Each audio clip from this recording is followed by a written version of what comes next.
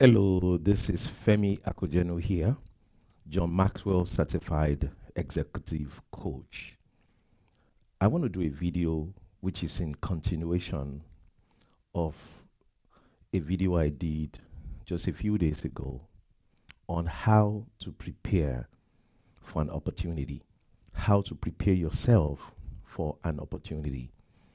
In the previous video, which I will call part one, I shared with us about three things. I said, number one, you need to evaluate yourself. Evaluate yourself. In other words, find out where you are currently, where you are trying to get to, find out what you have and what you need. So that if you meet somebody who can potentially be of help to you, you already know what you have and what you need.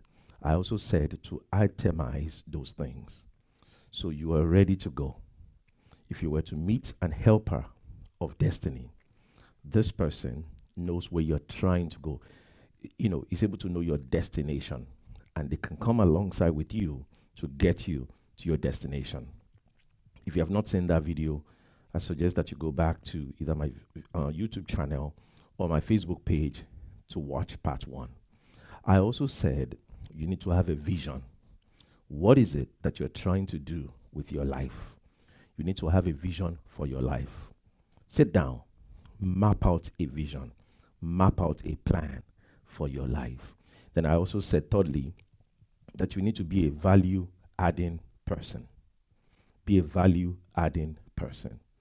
And many times, those who come into your life who could potentially be a helper or who could potentially help you to get to where you need to get to in life, there are people who are looking at you and checking you out to see if all you want to do is to scam them or take from them and get from them. Not only that, many times when people know that your presence in their lives, in their company, in their business, in their church will add some value to them, they're likely gonna want to have you around. So that's important, right? Be a value adding person. So that's just a recap of what we talked about in the first video. Now I want to add a few more points, and I want to attempt to keep this one very, very short. All right, so let me share a few more points with you. Number four, if you want to prepare for an opportunity, you need to change your attitude towards change. You need to change your attitude towards change. What do I mean by that? Do you know that some of the opportunities that you will have is going to require that you change? Let me give you an example.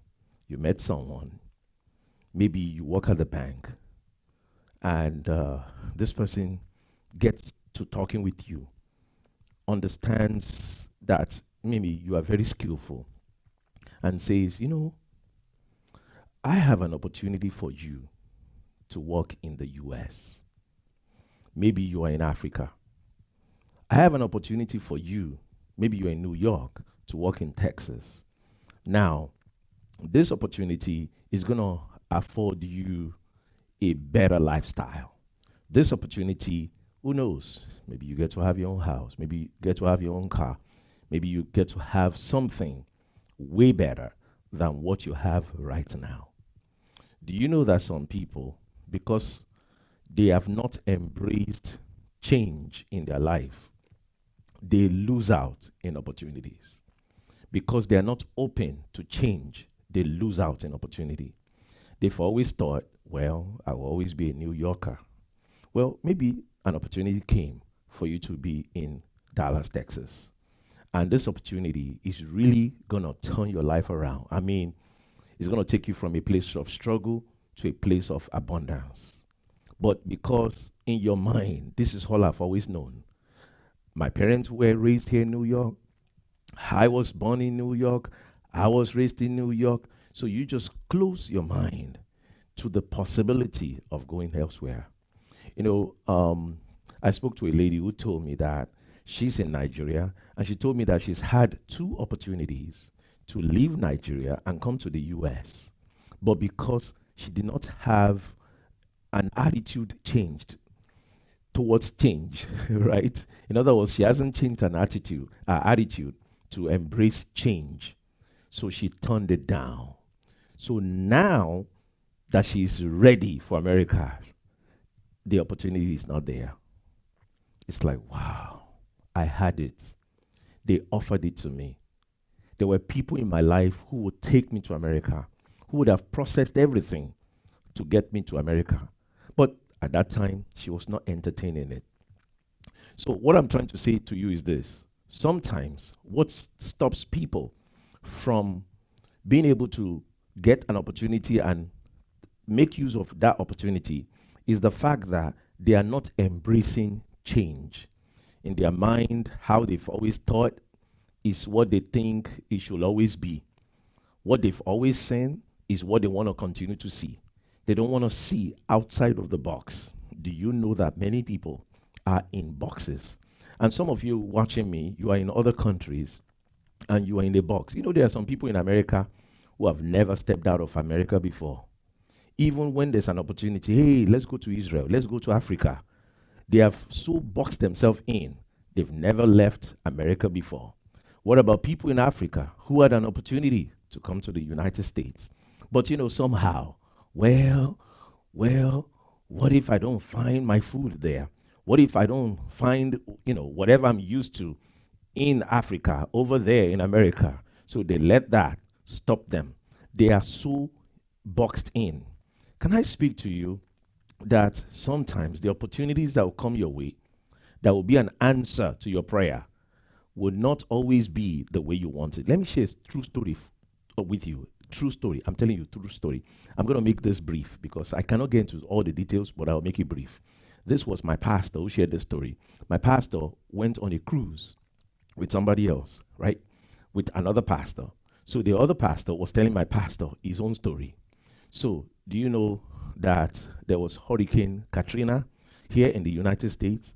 Okay, before Hurricane Katrina hits New Orleans, right? Before Hurricane Katrina hits New Orleans, there was this building, nursing home, that was for sale. This nursing home was for sale. And the owner of the nursing home went to this pastor and said, hey, pastor, I have a nursing home. I want to sell it. I want you to buy it. And the pastor said, me, nursing home, I'm a pastor. I'm not a director of a nursing home. I have nothing to do with nursing home. So the owner of the nursing home left. All right, well, guess what? Other people were offering him money to buy the nursing home.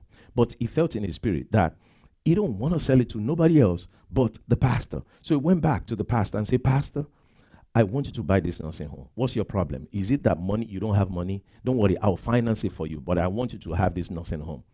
And this pastor was like, what are you talking about? What's my own business with nursing home? I'm a pastor. I don't need a nursing home. All right, he left. Then he came back the third time. The third time he said, hey, pastor, whatever you need, whatever is going to make it happen for you to own this nursing home, I'll do it for you. Other people are offering me money and I'm rejecting it. I want you to have this nursing home. And pastor said, no, I don't have anything to do with nursing home. As the man was leaving, God spoke to that pastor and said, hey, I'm trying to bless you. What are you doing? I'm trying to bless you. And then he said, hey, come back. Anyway, so they started the process. They closed on that property, and the property became, the property of the church. The nursing home became the property of the church. Guess what? Right after that, Hurricane Katrina hit New Orleans. A lot of people became homeless. And the federal government was making an announcement, hey, anyone who has a building. Then pastor was like, wait, we just bought a nursing home that I don't know what to use it for. Well, let me let the federal government know. Anyway, to cut the long story short, the federal government moved people inside that building. They gave all the people in the church jobs so that they started working for the federal government. So this pastor now was in a cruise with my pastor, and he was now talking about how he was so poor. Things were so hard. They were hardly making it. And then now things have changed. Did you see what I'm talking about? You must have an open mind to change. Sometimes how God will bless you is not the way you are used to. So get out of all these boxes. Some of us have religious boxes. Some of us have cultural boxes, all kinds of boxes that is limiting us, that will not allow us to tap into an opportunity. Sometimes it's not always the way you are used to. So you have to be open minded to say, you know what, this may not be how I am used to it, but God, let me see if God is in this. And if He's in this, it may be in a different way. It may be packaged differently, but embrace it. Embrace that change. All right? So you need to have the right attitude towards change. All right? If you want to tap into opportunities, number 5, you need to acquire new knowledge and new skills. You need to keep learning. Do you know that sometimes when an announcement is made and they say, we are looking for this, we are looking for that, for example, in America, there's been times when the word will go out to India, it will go out to Nigeria, it will go out to different countries, and they will say, we are looking for nurses, we are looking for IT specialists, we are looking for this, we are looking for that. Well, if you are the kind of person, you are never constantly learning. You are limiting the opportunities that you can tap into. But if you continue to learn, you just keep on learning, acquiring new skills, new knowledge, guess what? An opportunity will come. They will make an announcement. It could be in UK, it could be in America, right? Or if you're in America, opportunities also can open up to you where they are making an announcement. We are looking for this, we are looking for that. Guess what? You remember that, wait, I had acquired this skill. I'm not even sure what I would use it for, but I had acquired it. So guess what? It becomes handy right now. I remember that there was a time in my own life, I just wanted to learn how to build a website because I was in college at that time, university, and I was in the engineering lab, and I was learning how to, build a web page. And that led me to wanting to actually learn how to build it properly. So I got a book, that teaches you HTML in 21 days. So I just wanted to, build the skills and know it, right? Well, guess what? That same skills got me into corporate America.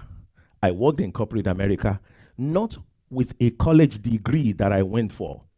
I went to corporate America with the HTML skill that I got. And I made as much as $95 an hour with skills that I got because I acquired skills. I want to challenge you. Some of you right now, you don't have a job. So from morning till night, you do nothing. Guess what? Stop wasting time. Start acquiring skills. Use your free time. Go online. There are some courses you can take online free of charge. Acquire skills. Stop wasting your time. You are wasting your life, wasting your time. You're watching comedy all day. No. Get skills. Get skills. The more skills you have, the more prepared you are for an opportunity. The more skills you have, the more prepared you are for an opportunity. There are all kinds of skills that is being offered online, free of charge. Get them. So now you are preparing yourself for an opportunity. You may just hear an announcement, oh, we are looking for cybersecurity people. Well, guess what? I've been learning that. I'm ready to go. Boom. You make use of your skills that you got. So, and even in the area of your passion, acquire skills. You see, I love cooking. So acquire some skills in the area of cooking, about nutrition, about this, about that. And there's some free certifications out there. Get all the certificates you can get. They're going to become handy. They're going to become useful. Now, don't say, well, I'm jobless right now. I want to say this to those of you who are jobless under the sound of my voice. Stop saying, I'm jobless, so I'm doing nothing. Now, have a vision for the time of your joblessness, because very soon, you no longer be jobless based on the skills you acquire now. So acquire skills. Some of you want to leave your country to America or to Canada or to the UK and all that stuff. Guess what? Some of the skills you acquire now is what will get you there. So acquire new skills, acquire new knowledge, right? Find out what's trending in the world today and educate yourself on those things. And guess what? You will attract more opportunities because now you are prepared. When the announcement is made, hey, we're looking for IT specialists, because you have taught yourself IT, you're ready to go. Others won't be able to take advantage of it because they never acquired new skills. All right. Number 6, think global, even though you are local. Think global, even though you are local. Now, what does that mean? You live wherever you live, whichever country you are in right now. Stop thinking small. Stop thinking just locally. Yes, you live in a local place, but think global. Begin to not only think global, begin to acquire some global mindsets. Because do you realize that some of us, because we are local and we're thinking very locally, now it stops us from tapping into opportunities that are not local in nature. There are some opportunities that are global. There are mindsets that global people have that local people don't have. So you want to begin to understand that this world is different from your little village that you are from. That the way they think in your little village is not how the world thinks. So don't be limited by that little in the box thinking. Begin to expand your mindset. So make friends even outside of your village, outside of your country. Begin to learn how things are done outside of your country. If you live in America, learn how things are done outside of America. If you live in Nigeria, learn how things are done in America, or in the UK, in the Canada, in the West. Learn how things are done globally. So be ready for global opportunities. Some people, it's their local mindset that will stop them from global opportunities. They will say, what is that? What is that? You'll be surprised. Some people, they eat whatever they eat in Africa. And when they see some of the food we eat here in America, they're like, that's not food. That's not food. Well, guess what? Learn to adjust to wherever you are, right? You can actually enjoy some good food outside of your country. But if in your mind you're so localized, oh, I have to eat this swallow thing. It has to be swallow, morning, afternoon, and night. It has to be swallow. Well, guess what? Swallow is not available all the time and everywhere. So you have to be able to adopt new things, new opportunities, new ways, new cultures, and all that stuff, right? So think global. Stop limiting yourself to a local village, local mindset. That's going to stop you from opportunities. There are some people, they will not go where their life can change forever just because they're looking at, so what am I going to be eating? What am I going to be eating? So is that what's more important? You are in poverty and you are caring about what you're going to be eating. You better go and be eating some vegetable and be rich than be sitting eating some swallow and be poor. But of course, here we eat more than vegetable. But that's just, to let you know what I'm talking about, right? And finally, if you are going to be able to make use of opportunities, you also need to be able to choose the best of opportunities. Now, people will throw at you all kinds of things. You need to be able to see through it and check out which one is which. Sometimes there are scam artists who will be throwing things at you.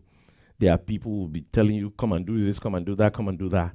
Don't just jump. Just because you hear me talk about opportunities and just jump for anything, check it out properly. And I suggest to you that whenever you're checking out opportunities, get a good coach and run it by that coach.